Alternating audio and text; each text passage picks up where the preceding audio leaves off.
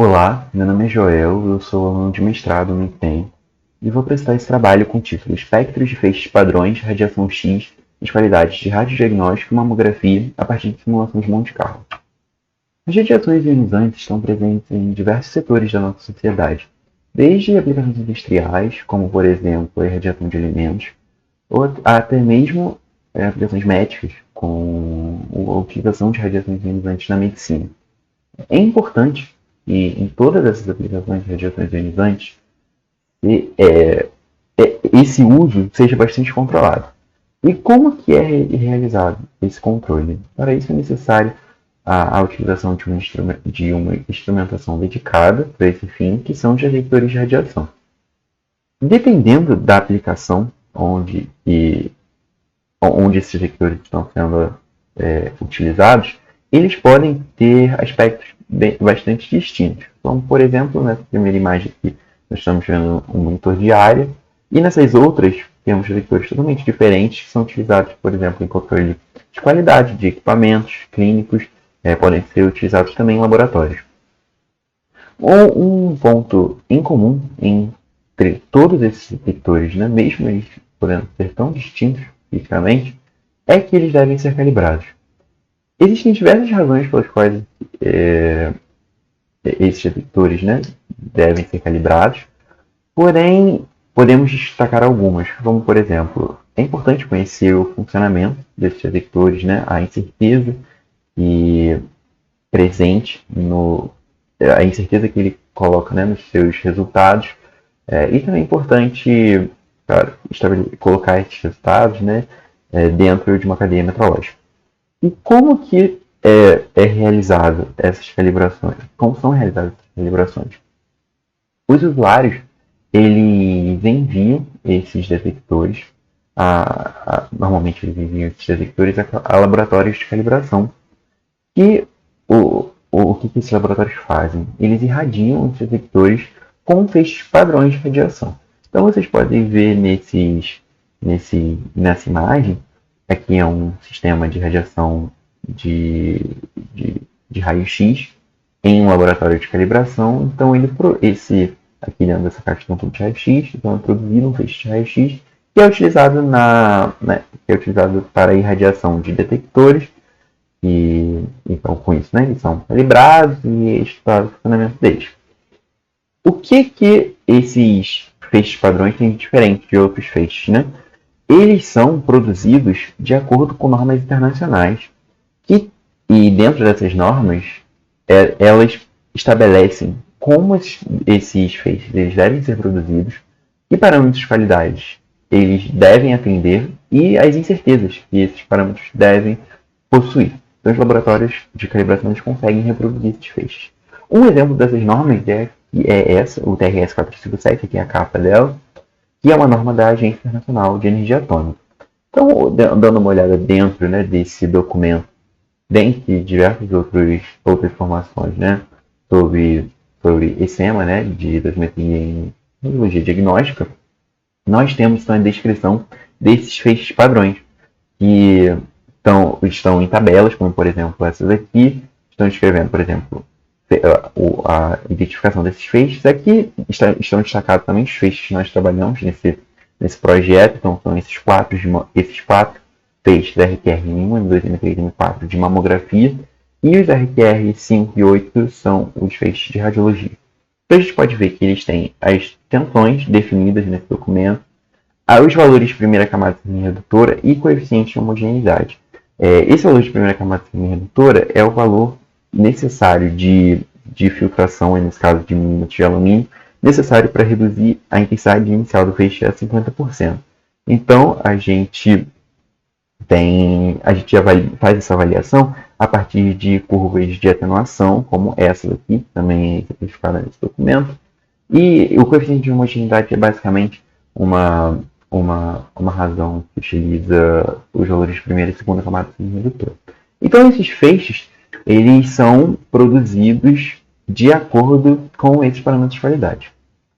Então, qual é o objetivo principal desse trabalho? É simular feixes padrões de radiação X nas qualidades de radiologia e mamografia, né? E com parâmetros de qualidade comparáveis aos do TRS 457.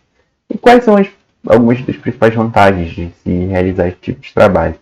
É que simulados, né, tendo simulados esses feixes, é possível então melhorar a qualidade, seria possível melhorar a qualidade das simulações de funcionamento de detectores de radiação que são submetidos a esses feixes normalmente. Então, por exemplo, funcionamento de detectores que são utilizados em laboratórios de calibração.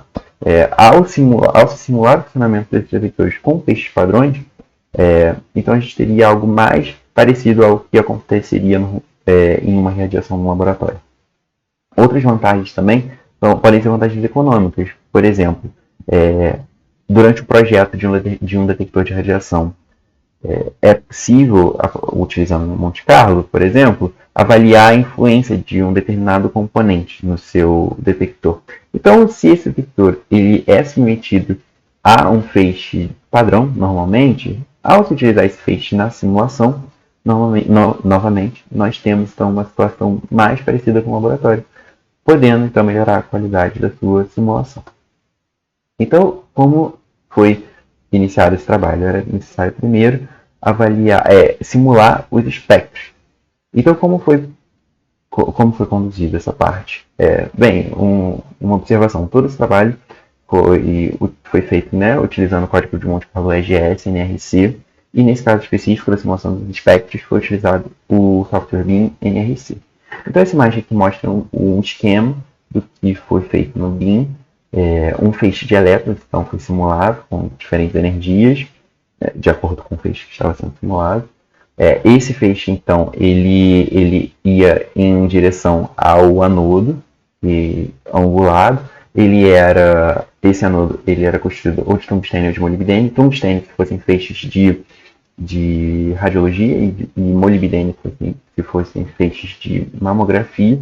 Então, a partir de interações, né, desses elétrons com o anodo, eram produzidos feixes de raio-x que passavam nessa direção e que passavam por um filtro de uma determinada espessura de alumínio ou de molibdênio, alumínio para feixes de radiologia e molibdênio para feixes de mamografia, e a 75 centímetros de distância do alvo, então era avaliado, né, esses espectros a partir da fluência relativa desses fótons dentro de passava por uma circunferência.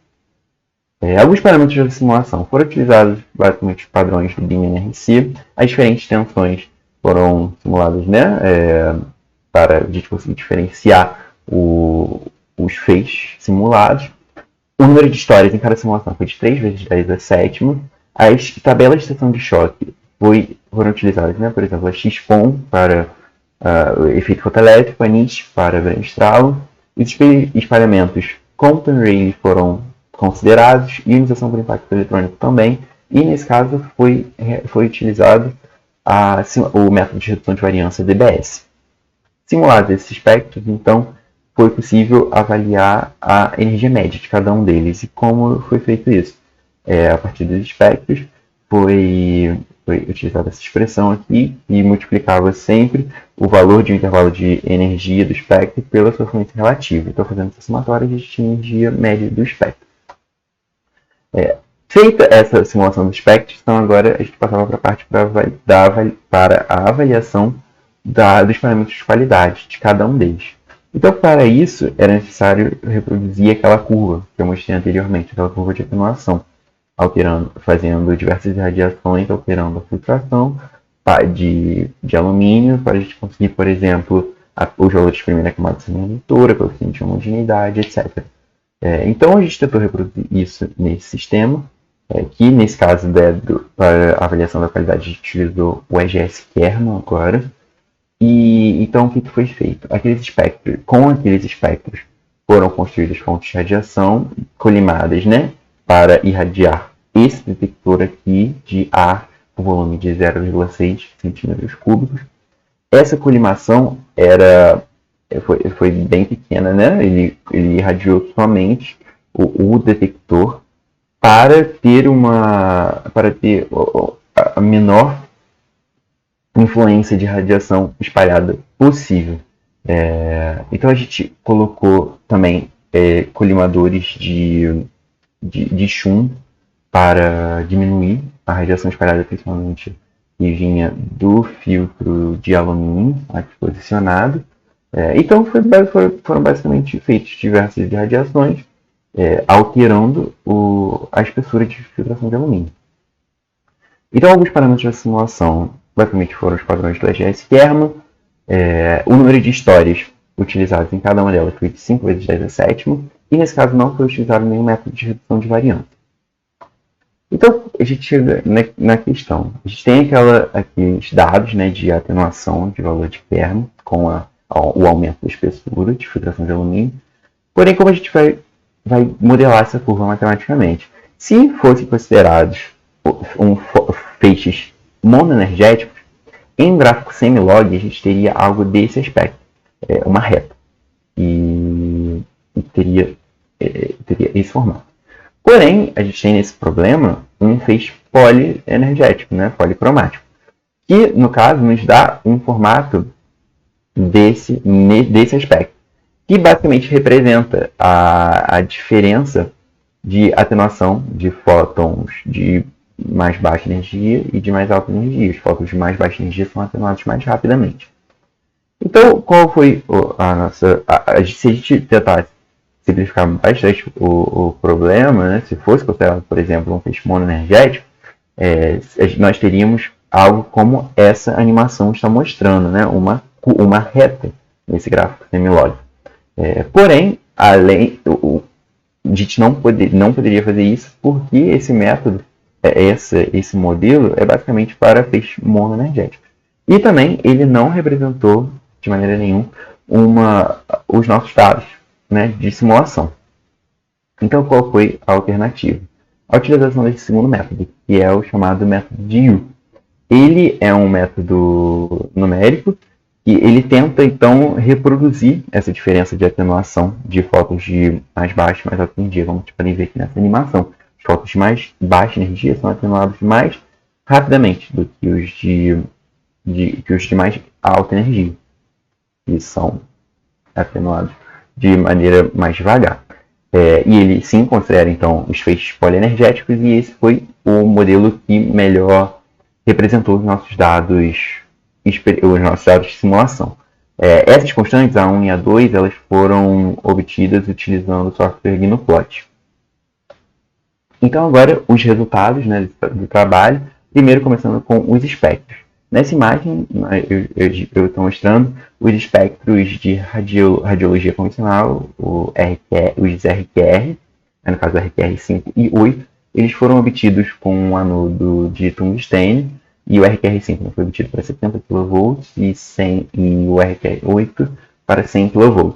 O feixe RQR5 utilizou um filtro de 3 mm de alumínio, enquanto o feixe RQR8 usou um filtro de 3,9 mm de alumínio.